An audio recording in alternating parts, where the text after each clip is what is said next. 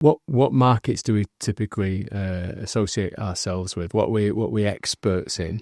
And I'm mindful it's not just those fields. It's broader kind of roles outside of those fields as well, isn't it?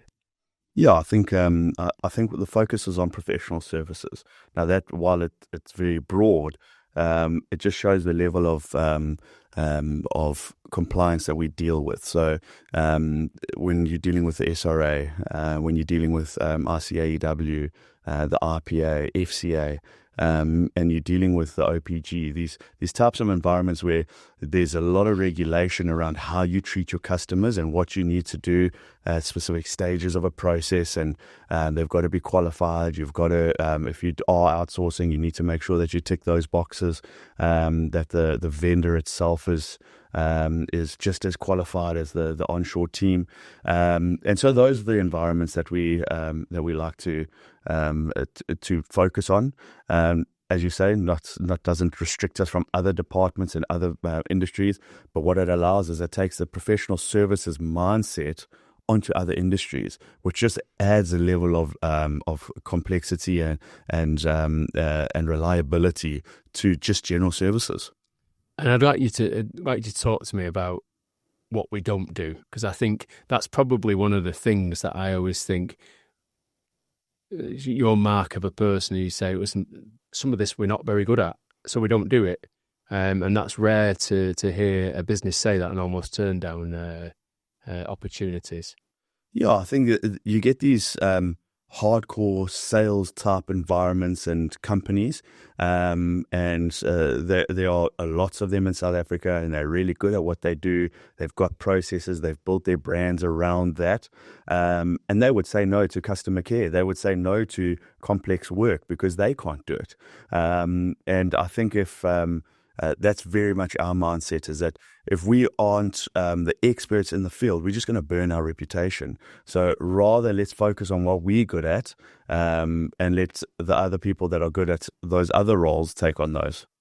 From a business development perspective, I always find it a little bit sort of challenging because people ask us questions and say, where can I focus my sort of action and activity? And you go, well, it's legal services, it's financial services, and they're quite broad, and it's accounting.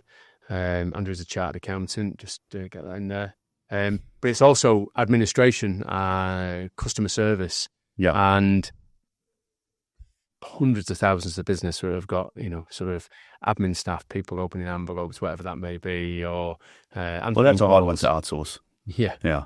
So we generally like to leave the envelopes here onshore, but I think that is the tough one, because specifically when we're talking to businesses that are saying, okay, cool, you're saying you're professional services, but I'm not a professional service. It's like, no, but you are regulated.